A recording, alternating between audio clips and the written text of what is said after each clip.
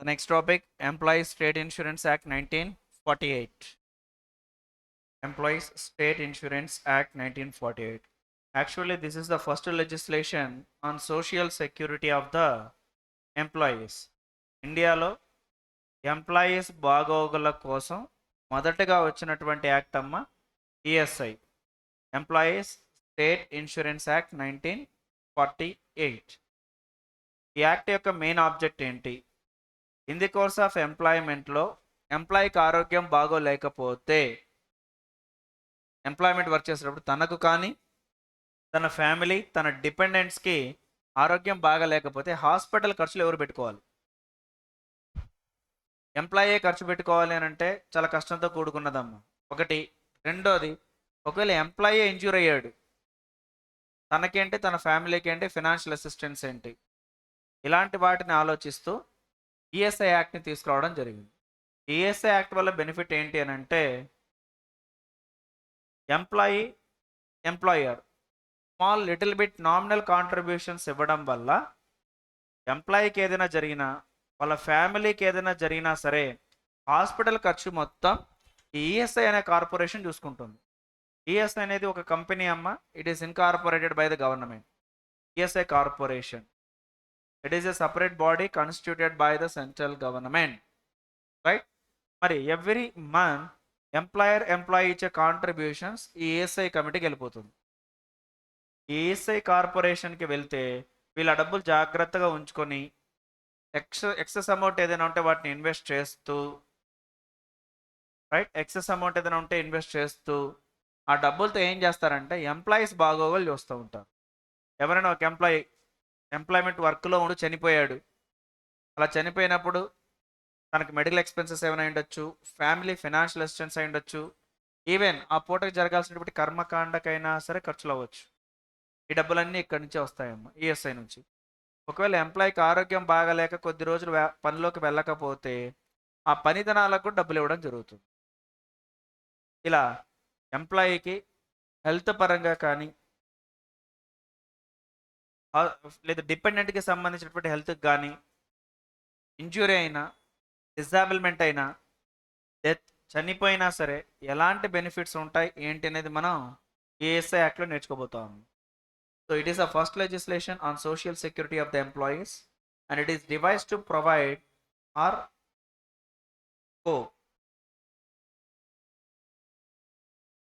it is a social protection to the employees in case of illness, long-term sickness, employment injury, occupational hazards, etc.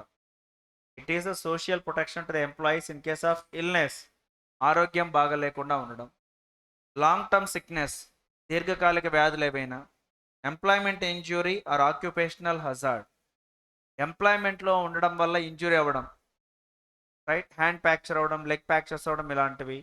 లేదు occupational hazards, కొన్ని వృత్తిపరంగా కూడా వ్యాధులు వస్తాయి తెలుసా అమ్మ? ఇప్పుడు బంగారు పని చేస్తూ ఉంటారు, ఏమంటారమ్మా వాళ్ళని? గోల్డ్ స్మిత్, కమ్మరి, కరెక్టేనా?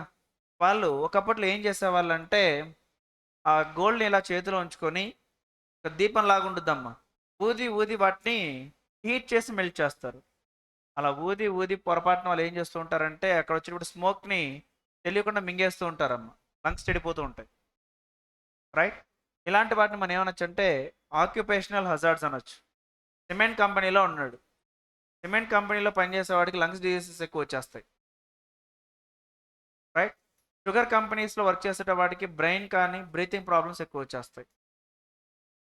ఇంకేమైనా ఐరన్ అలాంటి వాటిలో పనిచేస్తున్నాడు అనుకోండి, మనోడికి మనిషి ఎప్పుడు సన్నగా అయిపోతూ ఉంటాడు, బోన్స్ క్యాన్సర్స్ ఎక్కువ వస్తూ ఉంటాయి. ఇలాంటివన్నీ ఏంటి? Occupational hazards. ఇలాంటివి ఏవైనా వచ్చినా వాటి ప్రొటెక్షన్ కోసం ఈ యాక్ట్ అమ్మ. దాంతోపాటు medical facility available to the legal dependent also. ఇలా ఎంప్లాయీకి వస్తేనే కాదు, ఎంప్లాయీకి లీగల్ డిపెండెంట్స్ ఎవరైతే ఉన్నారో వాళ్ళకి కూడా ఫెసిలిటీ ప్రొవైడ్ చేయడం జరుగుతుంది. అండ్ ఇంకొకటి ఏంటి అని అంటే దీని benefits even after retirement. Retirement అయిపోయిన తర్వాత కూడా చనిపోయేంత వరకు నీకు బెనిఫిట్ ఉంటుంది. మీరు ఈఎస్ఐ హాస్పిటల్స్ అని ఎక్కడైనా విన్నారా? ఈఎస్ఐ హాస్పిటల్స్ చాలామంది ప్రైవేట్ ఎంప్లాయీస్ వాళ్ళకి ఈఎస్ఐ కార్డు ఉంటుందమ్మా. ESI card. ఆరోగ్యం బాగాలేకపోతే వాళ్ళు నేరుగా ఈఎస్ఐ హాస్పిటల్కి వెళ్తారు. అక్కడ కూడా నార్మల్గా మన గవర్నమెంట్ హాస్పిటల్, ప్రైవేట్ హాస్పిటల్లో డాక్టర్స్ ఎలా ఉంటారో ఈఎస్ఐ హాస్పిటల్లో కూడా డాక్టర్స్ ఉంటారమ్మ. వాళ్ళకి కుదిరినంత వరకు వాళ్ళు మెడిసిన్స్ ప్రొవైడ్ చేయడం ఇలాంటివి చేస్తారు. ఒకవేళ వాళ్ళకు కుదరకపోతే వేరే హాస్పిటల్కి రెఫరెన్స్ ఇచ్చి అక్కడ అయినటువంటి ఖర్చు మొత్తాన్ని ఈఎస్ఐ భరుస్తుంది. ఇప్పుడు suppose delivery case, employee delivery case, ESI హాస్పిటల్కి వెళ్తారు. వాళ్ళు చూసి, అమ్మ ఏ హాస్పిటల్ డెలివరీ వెళ్తావు? సోన్స్ హాస్పిటల్కి వెళ్తానండి, అపోలో, రమేష్ హాస్పిటల్, ఇలాంటి వాటికి డెలివరీకి వెళ్తాను, ఇదిగో అమ్మ జాగ్రత్తగా వెళ్ళు. అక్కడ బిల్లు కట్టాల్సిన అవసరం లేదు. ఆ డబ్బులన్నీ ఎవరు కడతారు? ఎందుకమ్మా ఈఎస్ఐ కడుతుంది? రీజన్, తను కానీ ఎంప్లాయీ కానీ లేదు తన హస్బెండ్ కానీ తన family members every month ESI contribution ఇస్తూ ఉన్నారు. యాజ్ ఏ ఎంప్లాయర్ గాను ఇద్దరు ఈఎస్ఐ కాంట్రిబ్యూషన్, వాళ్ళ జీతంలో నుంచి కొంత డబ్బులు ఖర్చు అవుతాయమ్మా, కట్ అవుతాయి, ఈ ఈఎస్ఐ కార్పొరేషన్కి వెళ్తాయి. కాబట్టి ఆ మెడికల్ హాస్పిటల్ డబ్బులన్నీ ఖర్చులన్నీ ఎవరు భరిస్తారంటే ఈఎస్ఐ కార్పొరేషన్. అర్థమైందా? ఇలా ఎంప్లాయీకి మాత్రమే కాదు, తన డిపెండెంట్స్కి కూడా. పోనీ ఎంప్లాయ్మెంట్లో ఉన్నప్పుడు మాత్రమేనా అంటే కాదమ్మా, ఈవెన్ ఆఫ్టర్ రిటైర్మెంట్ కూడా ఈ బెనిఫిట్ వస్తుంది. అప్లికబిలిటీ ఆఫ్ ద యాక్ట్ ఎవరికి అప్లై అవుతుంది? Factory including factories belonging to CG or SG. అది సెంట్రల్ గవర్నమెంట్ అయినా సరే, స్టేట్ గవర్నమెంట్ అయినా సరే. The provisions of the S act shall be applicable. Exclude seasonal factories. Seasonal ఫ్యాక్టరీస్కి ఈఎస్ఐ యాక్ట్ అప్లికబుల్ కాదు. Next, establishments industrial, commercial, agricultural or otherwise, వీటికి కూడా apply అవుతుంది. Provided by appropriate government in consultation with the ESI corporation on issue of the 1 month prior notice. ఒక 1 month prior notice issue చేస్తూ వేరే ఎస్టాబ్లిష్మెంట్స్కి కూడా ఈ ఈఎస్ఐ యాక్ట్ని అప్లై చేయొచ్చు. Are you clear? So that ఇలా ఫ్యాక్టరీకి అయితే ఆటోమేటిక్గా అప్లై అవుతుంది. అదర్ ఎస్టాబ్లిష్మెంట్స్కి అయితే 1 month ప్రయర్ నోటీస్ ఇచ్చి అప్లై చేయొచ్చు. ఒక్కసారి ఎస్టాబ్లిష్మెంట్కి యాక్ట్ అప్లికబుల్ అయితే ఫర్ ఎవర్ అప్లికబుల్. మరి ఎలాంటి ఎంప్లాయీస్కి అప్లై అవుతుందంటే the employee who is getting salary not exceeding 21,000. మరి ఈపీఎఫ్లో లిమిట్ ఎంతమ్మా? Salary limit 15,000. ఈఎస్ఐ యాక్ట్లో శాలరీ లిమిట్ 21,000. గ్రాట్యుటీ యాక్ట్లో శాలరీ లిమిట్ లేదు. గ్రాట్యుటీ యాక్ట్లో వాళ్ళ శాలరీ లిమిట్ అనేది లేదు. నెక్స్ట్, అప్రాప్రియేట్ గవర్నమెంట్ అంటే ఎవరు? యాక్ట్లో అప్రాప్రియేట్ గవర్నమెంట్ అనేటువంటి వర్డ్ యూజ్ చేస్తారమ్మా. అప్రాప్రియేట్ గవర్నమెంట్ అంటే సెంట్రలా స్టేటా? చెక్ చేసుకోవాలి. ఇప్పుడు ఎస్టాబ్లిష్మెంట్ అనేది, ఎంప్లాయర్ అనేది it is control by the central government కానీ, railway, major port, mine, oil field అయితే ఇలాంటి పర్పస్కి నువ్వు ఏదైనా గవర్నమెంట్కి అప్లై చేయాలంటే ఎవరికి అప్లై చేయాలి? Central government. ఎందుకంటే ఇలాంటి ఎస్టాబ్లిష్మెంట్స్కి అప్రాప్రియేట్ గవర్నమెంట్ ఎవరు? Central government. రిమైనింగ్ ఏ ఎస్టాబ్లిష్మెంట్స్కైనా నీకు ప్రాబ్లం వస్తే నువ్వు అప్లై చేయాల్సింది state government. Getting my word?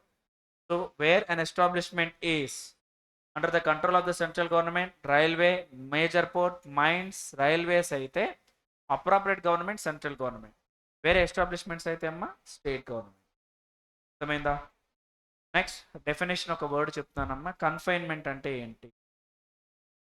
Confinement అనేటువంటి word, labour resulting in the issue of the living child. Delivery అయిపోయిన తర్వాత అమ్మ పుట్టినటువంటి బిడ్డకు సంబంధించినటువంటి ప్రాబ్లం ఏదైనా ఉంటే తల్లి ఇంకొద్ది రోజులు తోడు ఉండాల్సి వస్తుందాం. అలాంటి వాటిని కన్ఫైన్మెంట్ అంటారు. Labour after 26 weeks of pregnancy resulting in the issue of the child whether alive or dead. బాబు పుట్టాడు అయినా సరే ఇంకేదో సపరేట్గా అసిస్టెన్స్ కావాలి. నార్మల్గా డెలివరీకి 26 వారాలు లీవ్ ఇస్తారమ్మా, అంటే half of the year. But 6 నెలలు అయిన తర్వాత అమ్మా 26 weeks అంటే అంతే కదా, 26 weeks తర్వాత కూడా బేబీ వల్ల ఇంకా తను కొంత టైం స్పెండ్ చేయాల్సి వస్తే that is called confinement period, right? ఈ కన్ఫైన్మెంట్ పీరియడ్కి కూడా ఫినాన్షియల్ అసిస్టెన్స్ ఉంటుంది, as well as medical assistance ఉంటుంది. ఎవరికి? ఎంప్లాయీకి. నెక్స్ట్, ఇక్కడ డిపెండెంట్ అంటే వర్డ్ యూజ్ చేశారమ్మా. ఏంటిది? డిపెండెంట్. డిపెండెంట్ అనే వర్డ్ ఎందుకు?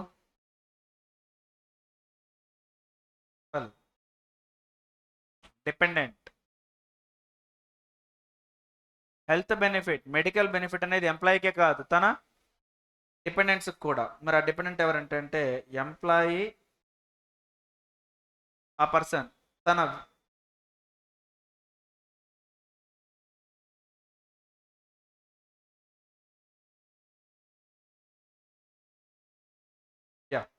ఎంప్లాయీ తన స్పౌస్ అమ్మ డిపెండెంట్ అవుతుంది. ఒకవేళ స్పౌస్ చనిపోయింది అనుకోండి, స్పౌస్ చనిపోయింది కాదమ్మా, ఎంప్లాయీ చనిపోయాడు అనుకోండి, విడో అంటే తను పోయిన తర్వాత కూడా తన ఫ్యామిలీ మెంబర్స్కి ఈ బెనిఫిట్ వస్తుందని చెప్తున్నానమ్మా. మా డిపెండెంట్ అంటే ఎందుకు ఫస్ట్ ఆఫ్ ఆల్ ఈ కాంటాక్ట్స్ మీకు అర్థం అవ్వాలి. ఎంప్లాయీ ప్రతి నెల ఈఎస్ఐ కాంట్రిబ్యూషన్ ఇస్తున్నాడు ఎందుకు? తనకి ఏదైనా హెల్త్ బాగాలేకపోతే, తనను నమ్ముకున్న వాళ్ళకి హెల్త్ బాగాలేకపోతే అని. మరి ఆ డిపెండెంట్ ఎవరు అని అంటే ఎంప్లాయీ. ఫస్ట్ ఆఫ్ ఆల్ తనకు బెనిఫిట్ వచ్చుద్దమ్మా, హౌస్కి బెనిఫిట్ వచ్చుద్ది. ఒకవేళ ఎంప్లాయీ చనిపోయినా సరే తన వైఫ్కి కంటిన్యూ అవుతుంది అనేది ఇంటెన్షన్, రైట్? తన మదర్కి, స్పౌస్ మదర్కి బెనిఫిట్ వచ్చుద్ది. నెక్స్ట్ ఎంప్లాయీ ఫాదర్కి, మదర్కి, మళ్ళీ వాళ్ళ ఫాదర్కి, మదర్కి, అంటే అమ్మ నాన్న తాత వాళ్ళకు కూడా ఈ బెనిఫిట్ వస్తుంది, డిపెండెంట్స్.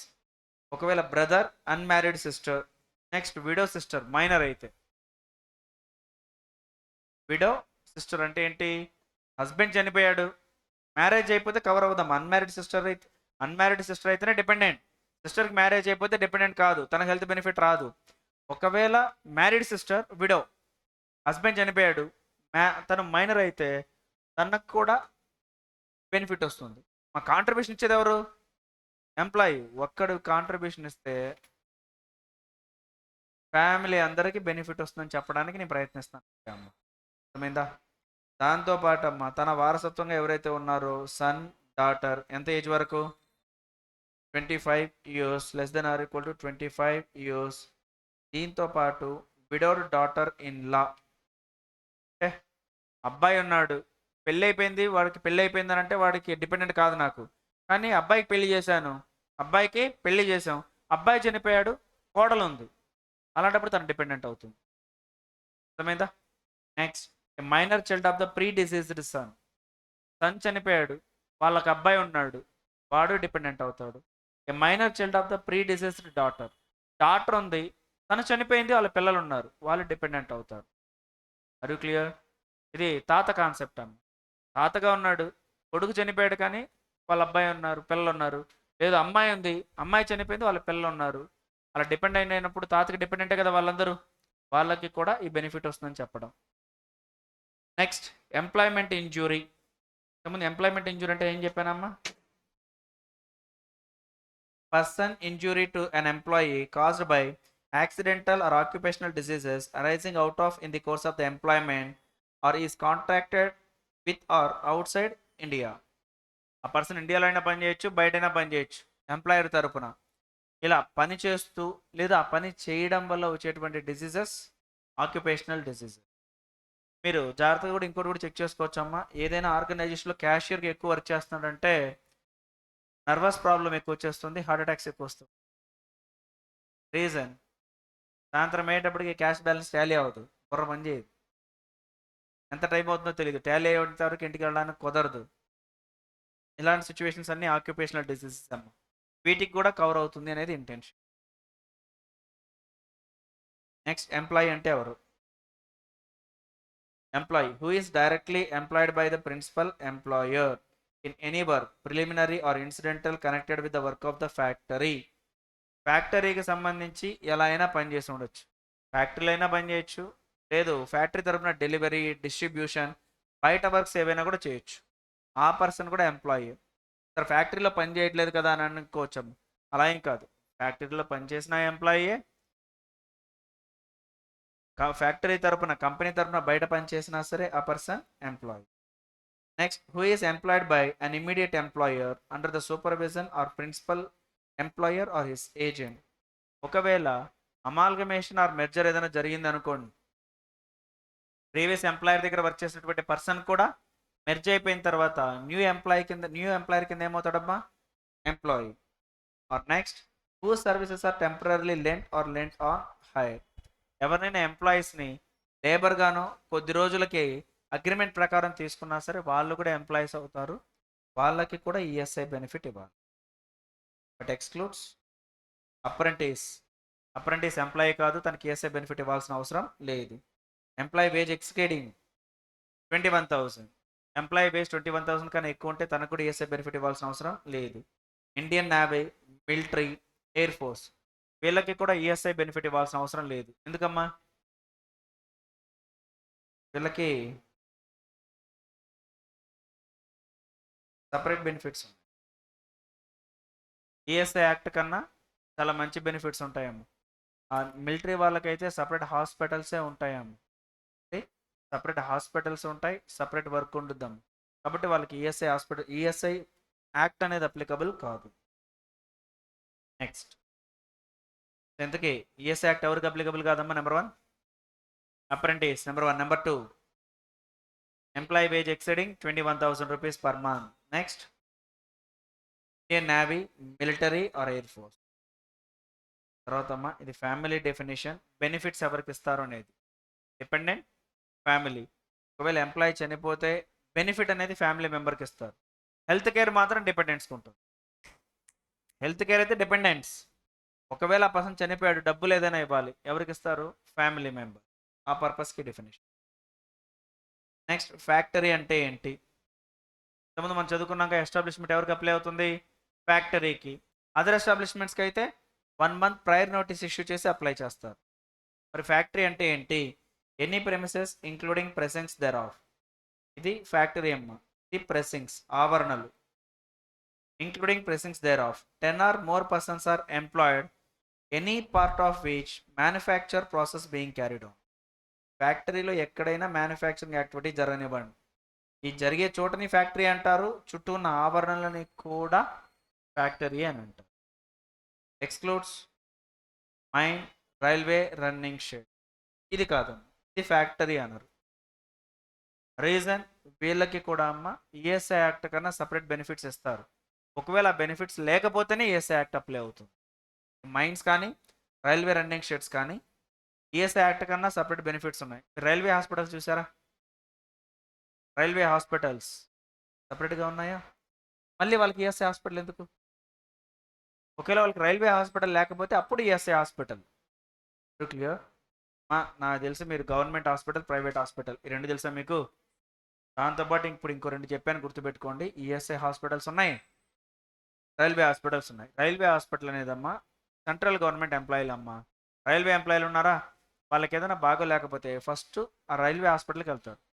ఇక్కడ నయం అయిపోతే ఒకే ఇంటికి వచ్చేస్తారు. ఇక్కడ నయం కాకపోతే వాళ్ళు వేరే హాస్పిటల్కి రెఫరెన్స్ తీసుకుంటారు, ప్రైవేట్ హాస్పిటల్. సేమ్ ఇక్కడ కూడా అంతే. ఈఎస్ఐ హాస్పిటల్స్ ఉన్నాయి, లిమిటెడ్ రిసోర్సెస్. ఏంటి? Limited resources. ఒక ఎస్టాబ్లిష్మెంట్ ఉంది, సపోజ్ జిఎంఆర్లోనో సిఎంఆర్లోనో షాపింగ్ కాంప్లెక్స్లో పనిచేస్తున్నాడు. ఎంప్లాయీ జీతం 12,000, నెల నెల ఒక 100 రూపాయలు ఈఎస్ఐ కడుతున్నాడు. ఆయనకి హెల్త్ బాగాలేదు, ప్రైవేట్ హాస్పిటల్కి పోతే 25,000 అవుతాయి. అప్పుడు ఆ పర్సన్ ఏం చేయొచ్చు? ఈఎస్ఐ హాస్పిటల్కి వెళ్ళిపోవచ్చు. అక్కడ నయం అయితే ఓకే, నయం కాలేకపోతే డాక్టర్ రిక్వెస్ట్ చేయొచ్చు, సార్ ఇక్కడ ట్రీట్మెంట్ లేదు కదా సార్, నేను సోన్స్ హాస్పిటల్కి వెళ్ళిపోతాను. సపోజ్ లలిత హాస్పిటల్ ఉంది, అపోలోకి వెళ్ళిపోతాను సార్, రాసిస్తారా? అక్కడికి వెళ్ళావనుకో బిల్లు నువ్వు కట్టాల్సిన అవసరం లేదు. ఎవరు కట్టుకుంటారు? ఈఎస్ఐ కట్టుకుంటారు. Next, insured person. Insured person అంటే అమ్మ who contributions are were payable under this act. Act ప్రకారం ఎవరైతే కాంట్రిబ్యూషన్ ఇవ్వడానికి లయబుల్ అయ్యి కాంట్రిబ్యూషన్స్ ఇస్తారో అతన్ని ఇన్షూర్డ్ పర్సన్ అంటాం. అంటే ఎంప్లాయీయే. ఎవరమ్మా? ఎంప్లాయీ. ప్రతి ఎంప్లాయీకి అప్లై అవ్వాల్సిన అవసరం లేదుగా. 21,000 కన్నా ఎక్కువ ఉంటే ఏఎస్ యాక్ట్ అప్లికబుల్ కాదు, అతను ఇన్షూర్డ్ పర్సన్ కాదు. 50 కదమ్మా. ఎవరికైతే 21,000 కన్నా తక్కువ శాలరీ ఉందో వాళ్ళకి ఏఎస్ యాక్ట్ అప్లై అవుతుంది, వాళ్ళు కాంట్రిబ్యూషన్ ఇవ్వాలి. They will become insured person. And insured person entitled to the benefits of provided under this act. Next, disabled అమ్మా. డిజేబుల్మెంట్ని బట్టి కూడా ESI hospital or ESI corporation నుంచి బెనిఫిట్స్ వేరుగా ఉంటాయి. అందుకోసం 2 రకాలుగా క్లాసిఫై చేస్తారు. ఏమనేది? Permanent partial disablement, permanent total disablement. రెండింటికి డిఫరెన్స్ ఏంటి?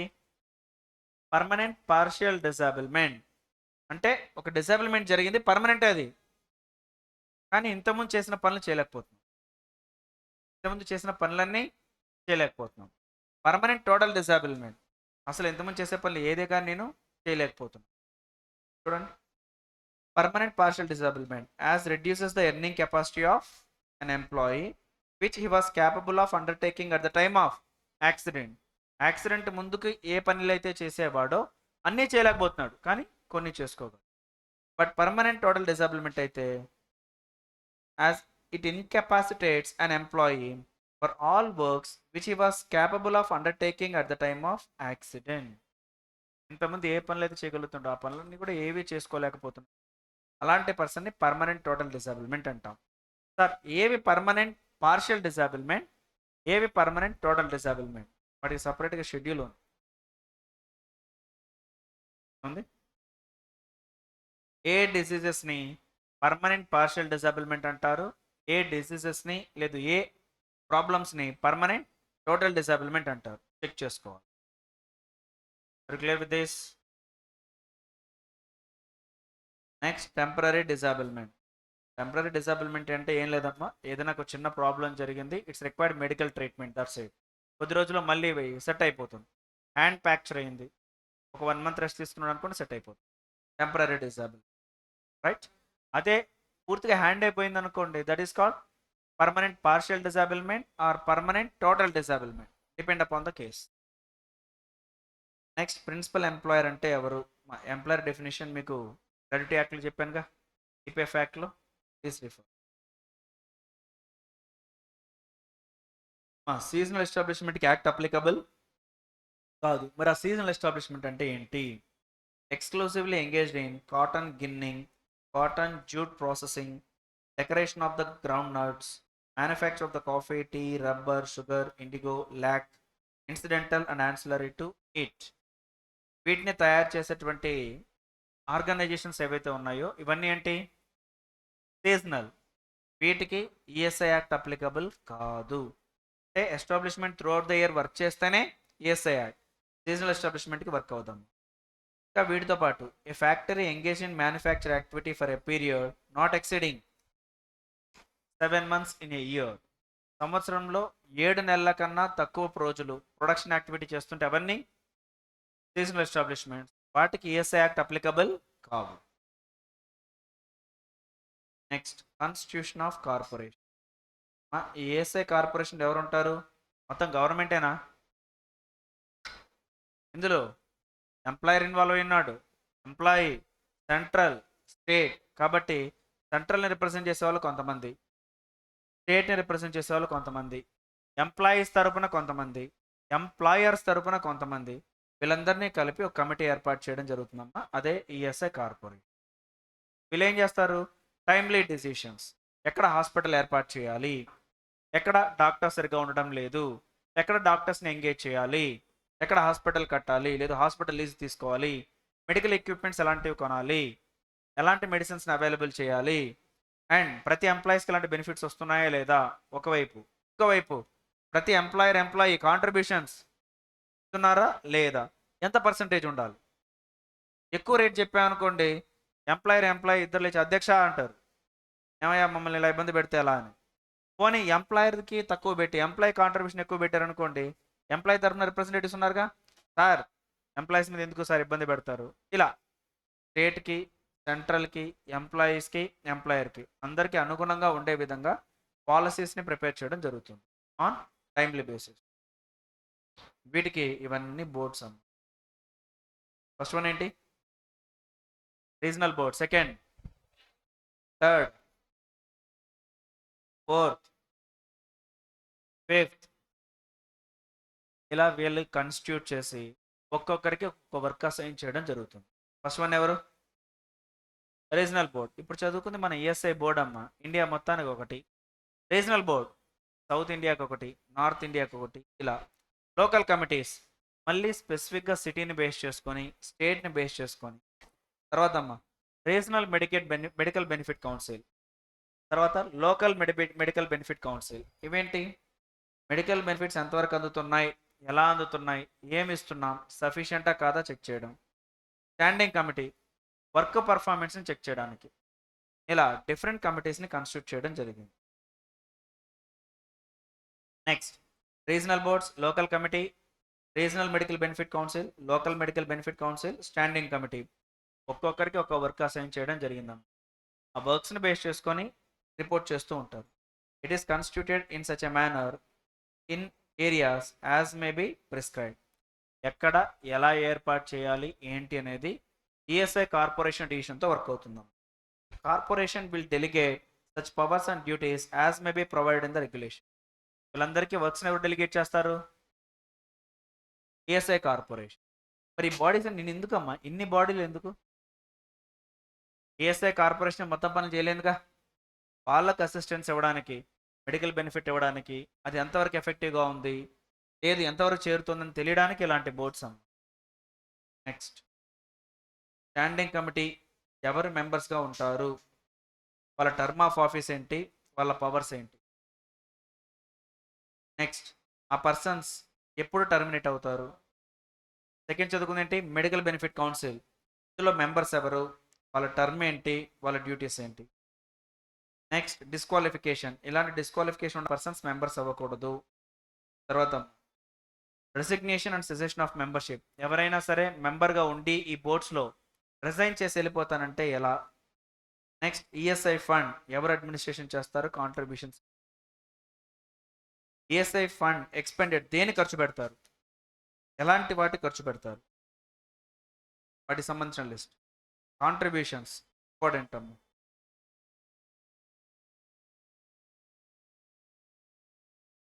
ఎంప్లాయర్ ఎంత ఇస్తాడు, ఎంప్లాయ్ ఎంత ఇస్తాడమ్మా. Employee 0.75% of the workers wage. Employer contribution 3.25% of the workers wage. అంటే మ్యాక్సిమం 4%. మ్యాక్సిమం 4%. ఇంకా ఎంతకన్నా తక్కువ ఉంటుంది. బట్ ప్రజెంట్ నోటిఫై చేసిన రేట్స్ ఇవి. అంటే ఒక ఎంప్లాయీ 10,000 జీతం తీసుకుంటున్నాడు అనుకోండి, ఎంప్లాయీ ఎంత ఇవ్వాలి, 75 రూపీస్. Employee 75, employer 325 rupees. అంటే ఒక ఎంప్లాయీకి సంబంధించి ఎంత డబ్బులమ్మా, 400 రూపీస్ ఎవరికి వెళ్ళాలి, ఈఎస్ఐకి. అలా ప్రతి నెల అలా 400 రూపాయలు వెళ్తూ ఉండుద్దమ్మా. దానివల్ల ఇప్పుడు మనం చదువుకున్న బెనిఫిట్స్ అన్నీ ఉంటాయి. ఆ బెనిఫిట్స్ అన్నీ మనకు ఎలా వస్తాయి అని అంటే ఇదిగో ఈ బోర్డ్స్ చెక్ చేసుకుంటూ ఉంటాయి. కమిటీస్ ఉన్నాయా, ఒక్కొక్కరికి ఒక్క వర్క్ ఇవ్వడం జరిగింది. ఇందులో కమిటీ మెంబర్స్ ఎవరు, వాళ్ళ వర్క్స్ ఏంటి క్లియర్గా ఉంది, వాళ్ళు చెక్ చేసుకుంటారు. మరి clear. Benefit the insured person, benefits అనేటివి ఎలా ఉంటాయి, సిక్నెస్ అయినప్పుడు ఎలా ఉంటుంది, లేదు ప్రెగ్నెన్సీ ఉన్నప్పుడు ఎలాంటి బెనిఫిట్స్ వస్తాయి, లేదు ఆ పర్సన్ చనిపోయాడు ఇలాంటప్పుడు ఏ బెనిఫిట్స్ వస్తాయి. ఇలా కండిషన్స్ ఫర్ బెనిఫిట్, ఆ బెనిఫిట్ తీసుకోవాలంటే కండిషన్స్ ఏంటి. ఒకేసారి 2 బెనిఫిట్స్ క్లెయిమ్ చేయకూడదు. పర్మనెంట్ టెంపరీ డిజాబిల్మెంట్, పర్మనెంట్ పార్షియల్ డిజాబిల్మెంట్, రెండింటిని ఒకేసారి క్లెయిమ్ చేయకూడదు. రైట్, ఏదైనా ఒక బెనిఫిట్నే క్లెయిమ్ చేయాలి, 2 స్కీమ్స్తో బెనిఫిట్ని క్లెయిమ్ చేయకూడదు. ఇలా వాటికి సంబంధించినటువంటి కండిషన్. ఫాల్స్ ఇన్ఫర్మేషన్ ఇచ్చి ఫ్రాడ్యులెంట్ సర్టిఫికేట్స్ని ప్రొడ్యూస్ చేసి బెనిఫిట్స్ని తీసుకోకూడదు. వాటికి సంబంధించిన కండిషన్స్ని ప్రొవైడ్ చేయడం జరుగుతుంది. క్లియర్. టోటల్ ఇదే అమ్మా ఈఎస్ఐ. క్లియర్.